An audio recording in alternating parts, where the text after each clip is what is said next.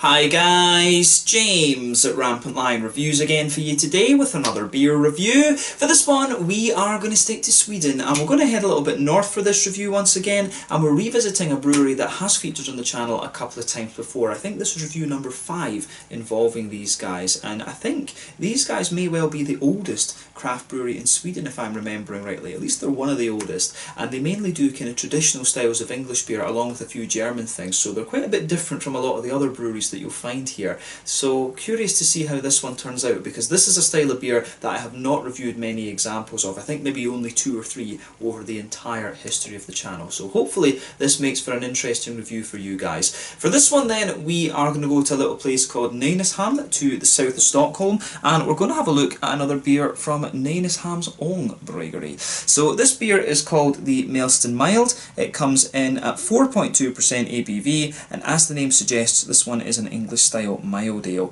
So yeah, very curious to see what this beer has in store for us. I've reviewed, like I said, 5 beers I think from these guys so far. This one will be the 5th one. So far it was the Brewery Bitter, which was the very first one. That was a really nice American hopped English style bitter. I also had the Drax Kanal, which was a double IPA, the Stockholmens Extra Stout. Both of those were in the kind of little bottles actually, and then more recently it was the Schwarzbier that they did for that pub in Stockholm actually, which was really nice. So yeah, this is going to be review number 5. Like I said, this brewery tend to specialise in more English style beers along with a few German things, so if that's your thing, I'd highly recommend that you check these guys out. And the other brewery I would recommend in that light as well would be Nynäshamns Brewery. Those guys do the English and German kind of beers too. So yeah, these guys are one of the classic Swedish craft breweries, along with Nynäshamns Brewery, and probably Opigårds as well can fit into that category as well. So always nice to review different beers from these guys, and I hope that you guys enjoy my take on this one. As I say, only my 2nd or 3rd English mild that I've ever reviewed for you here on the channel. The last one, if I remember rightly, may well have come from Brewdog. Was it How to Disappear Completely? Something like that it might have been called. So yeah, this one it should be quite interesting actually, and do let me know some other examples of English milds in the comments section below. It would be really nice to get a few recommendations on this style and explore it a little bit more. You always discover things that you always discover new avenues that you should follow when you're doing beer videos like this. So do let me know about some other examples of that in the comments section below. But yeah, as always with my reviews then, I'll tell you a little bit about the brewery before we taste the beer. If you want to get straight to the tasting, just fast forward. All the usual links are in the video description below. That's the brewery website, the link to my other reviews that I've done from Nynäshamns Ångbryggeri before, and you will no doubt see more added to that list at some point in the near future. There's all the usual social media down there. If you want to see more reviews, do please consider subscribing to the channel. The whole channel of course has a geography based tagging system, so you can go into the home page and search for beer based on country, city, state, county, province, prefecture, whatever it is you're interested in. Do check out the playlists of beers from different countries. There is one there for all the Swedish beers that I've reviewed for you, and that's constantly being added to. And as always, please do get in touch and let me know some of the other beers and breweries that you guys would like to see me review. It's always great to hear from you guys that are watching the videos, and the support that you show the channel is hugely appreciated. So anyway, to tell you a little bit about Nynäshamns Ångbryggeri then, on to my brewery notes. So Nynäshamns Ångbryggeri, as I've mentioned to you already, are based in Nynäshamn, which is to the south of Stockholm, and this company was founded back in 1997, which I believe makes it the oldest continually operating microbrewery still around today in Sweden. Correct me on that if I'm wrong. But this brewery finds its origins in the Haggis Club, which was an organisation started by some friends in that area who liked to go on expeditions around Europe and visit various different breweries. And the main reason that they used to do this back in the late 90s was that or during the 90s I guess we could say, was that Sweden was really lacking in a choice of beer. It was only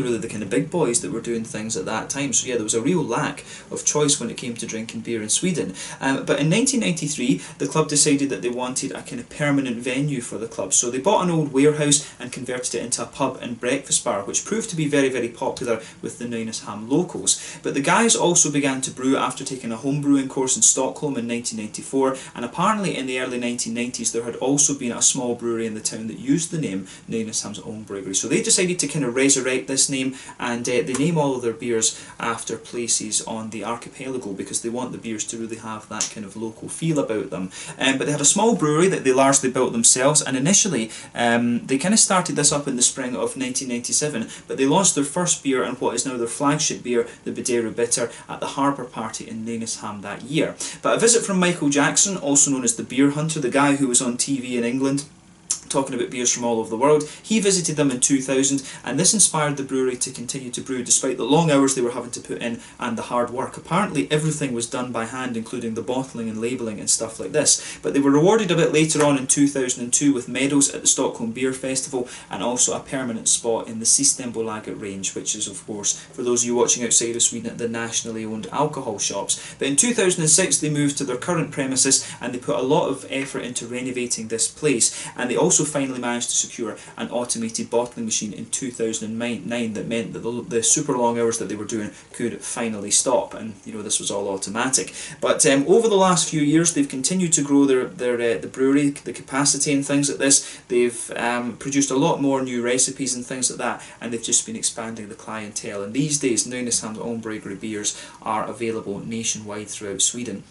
In 2009 they brewed around 900,000 litres of beer during the year, and then as of November 2020, when I'm filming this review for you, they've produced around 115 different kinds of beer. So yeah, that's all I can really tell you about Nynäshamns Ångbryggeri for the moment. If you want to learn more about these guys, you can check out the brewery website, you can follow them on Facebook and Instagram to keep up to date with all the latest goings on, and you can of course check out the Rate Beer, Untappd and Beer Advocate pages to learn more about all the different beers that they've done. As I said, this brewery tend to produce mainly English styles of beer, but they do have a few German things in there as well. So they are quite a traditional brewery, this one, and they offer a nice little bit of contrast, I guess, to what is mainly a kind of American style brewing scene throughout Sweden. And if you are interested in breweries like this, then the other one that you should check out would be Närke Kulturbryggeri, who were founded by Håge Wiktorsson, who sadly died recently, but he's like one of the godfathers of the kind of Swedish craft beer scene. Actually, everybody knew this guy and everybody loved him. And quite rightly so, from what I've heard. So yeah, definitely check out these guys and have a go at some of their beers. You can check out my other reviews, of course, and I will try and review a few more of their beers for you over the next little while. I do want to have a go at the Landsort Lager, because as you'll know if you've been watching the channel, I have been going through a little bit of a lager phase recently, so I think we'll need to have a look at that. But yeah, let's get on and actually have a taste of this beer then. So as you can see from the artwork here, this artwork is quite similar to what you'll normally find on the Nynäshamns Ångbryggeri beers. They always have this kind of nice thing with a sort of map and illustration behind it, which is pretty cool. There you can see the Nynäshamns Ångbryggeri symbol on the bottle cap. That's also on the bottle here, which is quite nice, and it says on the front here, this is a mild with a malty body, strong caramel sweetness and balanced bitterness, and it says you should serve between 11 and 13 degrees, and I think it might just be about that just now. I took it out of the fridge a little bit early because yeah, the English beer styles, remember the English like that kind of cask conditioning, they always drink their beer warmer, whereas the Germans tend to drink it more cool. I grew up on German beer of course rather than English beer. But yeah, some of these English styles can be quite interesting. But yeah, I forgot to mention earlier, this beer was released as part of the Tillfällig assortment in November of 2020. I think this one was released maybe around the middle of November if I remember rightly. I can't remember the exact date, but this one was a Tillfällig assortment beer through Systembolaget. But like I said to you earlier in the video, all the beers are named after local things. So this one, the Mällsten Mild, basically this is an island that's quite close to Nynäshamn, and it says on the side here, Mällsten den mystiska ön längst ut vid horisonten I Danzig Gat. So basically it's a mystic island that you can see on the horizon in the Danzig Gat, which is, you know, like their kind of waterway, if you like. I think quite literally it's a canal. De flesta Nynäshamnare har sett den men få vet ändligen hur den ser ut. So most Nynäshamn people have basically seen this, the Mällsten. They've seen this, but they don't actually know how it looks. Om man gör gott I att hålla sig på avstånd, and you would do well to keep your distance. Mällsten är en välbevakat skyddat object, so it's a well protective and sort of secretive object they're saying here. The un er så hemlig at etikens illustration visar en annan ö, Mosknuv med Mällsten lite i bakgrunden. So yeah, the island is so secretive that in the illustration we are showing another island in the background. Ölet är dock till skillnad från ön lättillgängligt. So yeah, saying basically this beer is the opposite, the contrast, if you like, of the island. Very basically lättillgängligt. Yeah, so like tillgängligt, it's like, yeah, easily accessible. But this one is en snällare, svagare ale med mjuka ton av karamell och bryggd efter British tradition med Marisotter Pale Ale samt 2 sorters crystal malt. So basically this is a nice weaker beer with soft tones of caramel and brewed in accordance with British ale tradition with Marisotter Pale Malt samt 2 sorters with 2 sorts of crystal malt. The humlen är alkoholsam East Kent Goldings. Yeah, the hops are East Kent Goldings, som alla våra öl är. Then unpasteurized. Yeah, so basically their beers are unpasteurized and brewed with with like care and love, basically. Or share, so care and love. Yes, my translation there, I think hopefully that was okay, but yeah, just for those of you who are not Swedish speakers, I did quite well with that one, I have to say. I'm getting better with these. But yeah, like I said to you at the start of the video, this one is a 4.2% English mild. So without further ado, let's get this guy out and we get on with the tasting. Incidentally, I would have paid about 30, I think I paid like 30 Swedish kroners for this, so that is about £2.50, €3, and about, you know, $3.25 or $3.50, something like that. The dollar has been dropping in value recently. But yeah, this should be quite nice actually. Very curious to see what this has in store for us. It is a half-litre bottle, incidentally, so let's get it out and we will get on with the tasting. As I say, my next review from these guys I think will be, I want to see if I can get the Landsort Lager, that's the one that I'm really after. But they've got a pale ale and stuff in there as well, and I think there's a porter. One thing I didn't realise that I hadn't reviewed was the Bootit barley wine.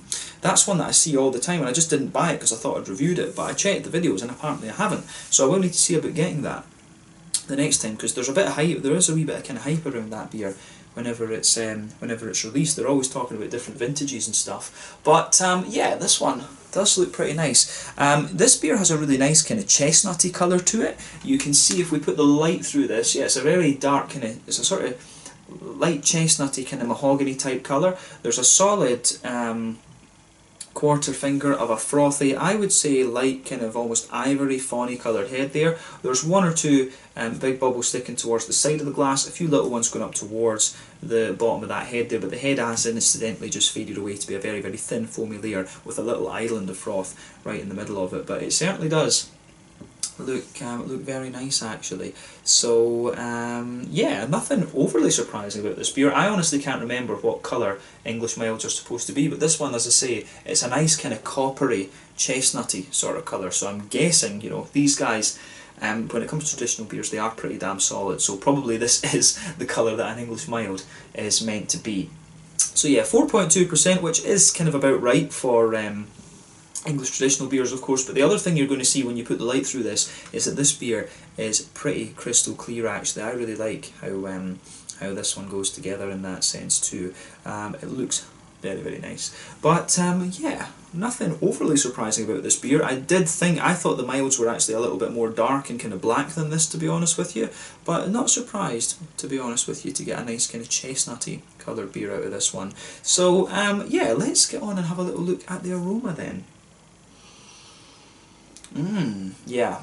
The one thing, you know, see, to be honest with you, the thing that's striking me about this straight away is that it doesn't smell a million miles away from a German Dunkel. It does not smell a million miles away from that. Huge fan of the German Dunkels, incidentally. I love my German lager beers. Pilsners, Helles, Dunkels, Doppelbock, Schwarzbiers, and then the Czech equivalents as well. The Svetli Leitsats Tmavis, Chernies. This beer really does have an almost kind of German Dunkel type quality about it. It's lovely actually. And yeah, as I've said to you in other videos before, when it comes to the traditional English beers, to be honest with you, I was always more, I never really liked the English golden ales and things like that, and I was never the greatest fan of the English bitter. In fact, the Bideru bitter is one that that was like the first English bitter I tried that I liked, but I thought that was because of the American hops. And then the Urobro bitter from Närke is very good as well. So I need to go back, I think, and try a few more of the English examples of these styles. And I don't know, as I say, I kind of got into beer in Germany, and it was that really stuck with me. But for me, the English beer was always about the porters and the stouts. So I really liked the dark English beers, but I struggled a bit to get into the kind of lighter ones. So that's something that makes me very curious about this as well, because this is a more kind of malt-focused style, and maybe it's not a million miles away from the Scotch ale either. I do enjoy the Scotch ales. You know, my native beer style, so I kind of have to. But yeah, the aroma that comes out of this, I think, is very, very nice. Straight away, you get a nice kind of brown bready wholemeal base to the beer. You can smell that straight away. You know, Maris Otter malt has a very, very distinctive sort of soft bready note and kind of biscuitiness to it. I'm guessing one of the crystals that will have been used in this will be American malt, so yeah, this won't be quite the same as a traditional English brewed mild, I guess you could say. And I think that's probably one of the reasons why I like these beers from Nynäshamn and Närke, is that they do use a bit of American or German ingredients in them. So yeah, the malty base of this one comes across really nice and smoothly. Like I say, nice big sort of brown bready base to it. There is a bit of sweet caramel in there. You do get a little bit more of a kind of toasty element to that caramel as well. Perhaps a few kind of woody undertones, a little teeny bit of nuttiness in there. But you get that nice kind of brown wholemealy sort of bready note out of this one. As I say, this does not smell a million miles away from a German Dunkel. For me, the hoppy character is a bit different, and that's maybe what gives it away. But like I say, this beer is going to be a little bit of a learning experience for me, because I've only had 2 or 3 of these. But yeah, the malty side of this beer, the brown bread, the kind of toasty caramelly notes, the wee bit of, that little bit of kind of, how would you say, that little bit of, you know, kind of brown bready, kind of biscuity, McVitie's digestive biscuity sort of thing, and the woody undertones and stuff. It comes across very, very nicely, this one, I have to say. So yeah, I would say compared to the German Dunkels, it has got a bit more of a bready character to it, so maybe you could compare this beer a little bit more to a Czech Cherny rather than the German Dunkel, because remember, the Czech lager beers are a little bit more bready than the German ones, and more bready and kind of smooth in my experience. But remember, this is an ale, this isn't a lager, this is top fermenting yeast, a higher temperature fermentation, like 17-18 degrees, whereas I think the lagers tend to ferment at about 10 or so.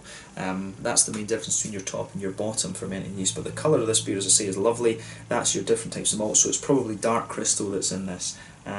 But yeah, the malty base on this one goes together very, very nicely. On the hoppy side of things, it is kind of what you would expect from the East Kent Golding. East Kent Golding is a really quite nice hop, actually. It's just got a little bit of that kind of slightly stronger earthiness to it, which is what you expect of English hops. You've got a good little bit of herbal quality, which again for me is a trademark of English hops. And then at the front of the nose, you've got a little bit of a floral quality and quite a bit of grassiness. To be honest, I think the grassiness really jumps out of this one, but the herbal quality, I think, is quite strongly present in this one as well. But yeah, that's not surprising when you know that it's the East Kent Golding hop in here. Yeah, it is quite a nice hop. Probably my favourite English hop would be the Bramling's Cross. That's a lovely hop to use in barley wines and things like that. So yeah, the East Kent Golding is maybe the English equivalent of like the German Hallertau or Tettnangers or whatever. But yeah, the aroma from this beer, I think, is very, very nice. On the fruity side of things, this is where the one where it really differs from the Dunkels a little bit, I think. This one's actually got quite a juicy, almost, I find it's got a little bit of a sort of blackcurranty note to it. There's some figs in there. Definitely, it's got a little bit of a figgy quality to it, a little bit of a candied strawberry, but to me it's got a kind of blackcurranty note. It doesn't quite have the kind of oiliness that you might expect of like blackberries or something like that. I've always found that berries are more oily in their aroma than the currants are. This one comes across as quite soft and juicy for me in terms of its fruity notes. But yeah, the aroma of that beer, I have to say, is quite nice. It's really well balanced, actually. And as I say, this thing is an experience for me because I've really not reviewed all that many. English milds. So yeah, this one I think should be quite an interesting beer, so definitely take a little bit of time to smell this one over. But the thing that's striking me about this English mild so far is that it's not a million miles away from either a German Dunkel or a Czech Cherny, to be honest with you, the nice kind of brown lagers. So yeah, let's have a little look at this one then and see how we get on. This one is the Mällsten mild, coming in at 4.2% ABV, an English style mild from Nynäshamns Ångbryggeri in Nynäshamn to the south of Stockholm. Let's get stuck into this one. Slange, skål.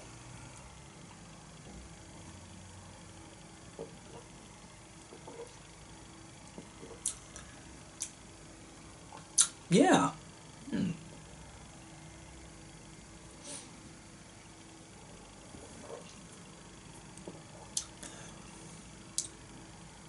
That is quite nice, actually. Yeah, and as I was saying, it's actually not a million miles away from a German Dunkel, to be honest with you. Although I would suspect, with this being Swedish brewed, you are going to get a kind of cleaner mouthfeel on this, I think, than you would get from some of the English ones. It's just the the Nordic water comes across as very pure, so quite often you find that these traditional beers do feel a lot cleaner when they come from countries like Norway and Iceland and Sweden and things like this. So I would say that about this. I would suspect that the English versions of this beer style would be a little bit more kind of smooth, if you like, whereas this one comes across as very clean. But yeah, like I said, flavour profile wise, it is not a million miles away from like a Dunkel or a Cherny.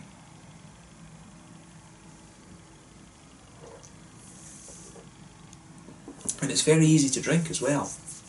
It's nice, this. I actually, on the basis of this, I definitely need to look more into English mild ales, because this is just a really nice drinkable beer.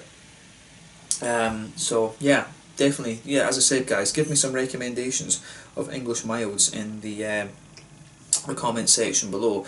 But yeah, I like this. Straight away with this beer you get that nice smooth brown bready base to the beer, which is great. I really like that.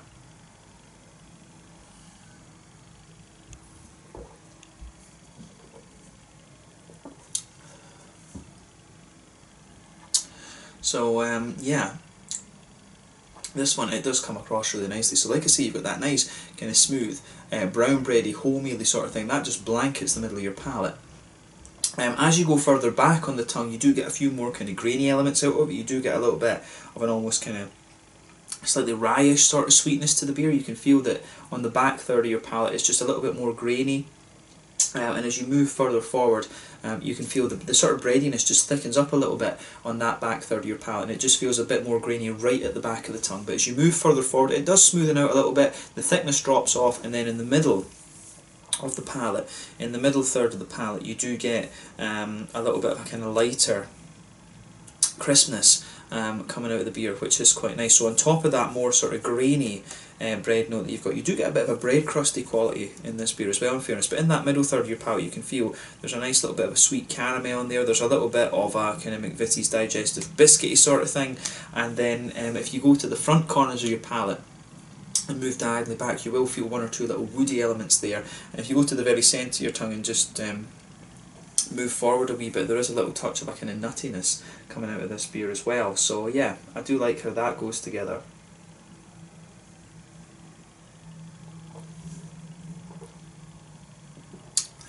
So yeah, this one, as I say, it comes across really nicely in that sense. The malt base of this is really quite nice. The main difference, I would say, between the Dunkels and the Dunkels and Chernies on one hand and then these beers on the other, is that the malt base just doesn't feel quite as thick or as oily as you might find from those two styles of beer. But then in fairness, this one is only 4.2%, and usually the lowest Dunkels and Chernies I've come across will be around 4.8 or something like that. So this beer is a little bit lighter than those. This style of beer is quite a bit lighter than those, but flavour profile wise it is actually quite nice, and you do get a nice smoothness out of this one as well, which will be the American crystal malt. So the Maris Otter, in fairness, will contribute to that, but a lot of the nice kind of brown sugary sweetness that you get in this one will be both the crystal and the Maris Otter. But yeah, this one I think it's a really nice beer actually. I enjoyed that. This is quite a nice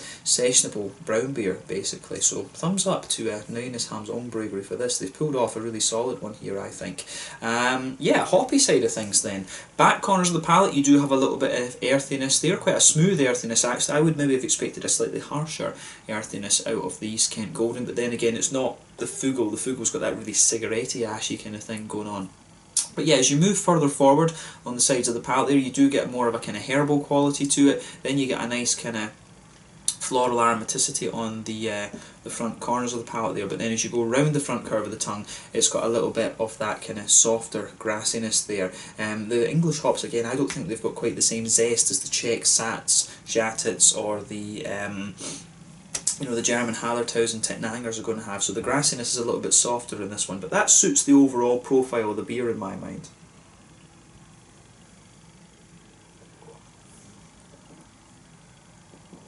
But yeah, the fruity side of this beer is also quite nice. So yeah, for me, as I always say, on that front third of your palate, you get that nice oily bubble where those juicy fruity esters just roll their way out of the beer. So when you take this beer in, you do get a very slight kind of almost plummy hint to the beer, but it's not quite as strong to be plums, to be honest with you. It is more of a kind of like juicy sort of figgy kind of thing, and it's interesting the way that the flavours, the fruity notes evolve out of this one, because on one hand you're getting the more kind of red fruity notes, you're getting like a sort of sultana type quality to the beer, but you're also getting some peary esters in there. But then further forward, as you move further forward, you can feel the juicy figs kind of sitting there underneath, and then on the front half, almost the front half of that kind of front third of your tongue, you've got a little bit more of a kind of oily character there. You've got some juicy kind of blackcurranty notes in there, and you also just get a wee tiny hint of a blackberry, a slightly more oily blackberry type flavour out of this one. So yeah, it's interesting how that side of the beer goes together as well. So yeah, again, the fruity notes actually come across as quite similar to a number of drinkers as well, but the sort of peary esters that you get out of this and the sultana notes are quite interesting. So yeah, pears, a little bit sultana, a little bit of a kind of a little bit of a juicy blackcurrant, and a couple of other things going on in there for me. But I certainly like how this beer goes together. This is one that could make me change my mind about the English miles. I'll need to see if Nerke have an English mild ale. I'll have a look and see what they've got, because if they have got one, I'll review that. I'll put that in an order and get that reviewed.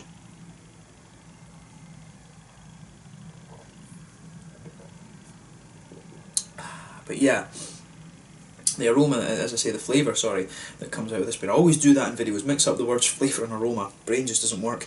But yeah, the flavour composition of this beer, I think, is very, very nice, so it gets a thumbs up from me in that sense. I certainly wouldn't hesitate to drink this again. And as I say, this is a kind of lesser known English beer style, so I do need to learn a little bit more about it. But yeah, it is nicely done. What you'll notice about this beer as well is that it does get a bit more grainy, which is what you expect of an English beer, to be honest with you. I've always found the English beers to be a bit more grainy. This one gets more and more grainy the further that you go into the aftertaste. But yeah, it certainly goes together nicely, as I said. In terms of the mouthfeel of this one then, I would say that this beer is quite, how would we say, it is quite it's quite mid-bodied in a sense, like it's at the bottom end of mid-bodied. For me, the carbonation is very smooth. Like I say, for me, this beer, it actually comes across as quite oily and quite slick in a lot of ways, and you would expect an English brewed example of the beer just to be a little bit kind of smoother, but that may well be the conditioning. Remember, this is bottle conditioned as well. It's brewed with Swedish water, which, to be honest, is a lot better in terms of its quality, and it just comes across as a little bit kind of cleaner, to be honest, as well. I've always said the same about the Scottish water. The further north you go, the better. You're in Europe, at least in the northern hemisphere, the further north you go, the better the quality of your water goes, or the more mountainous you actually are.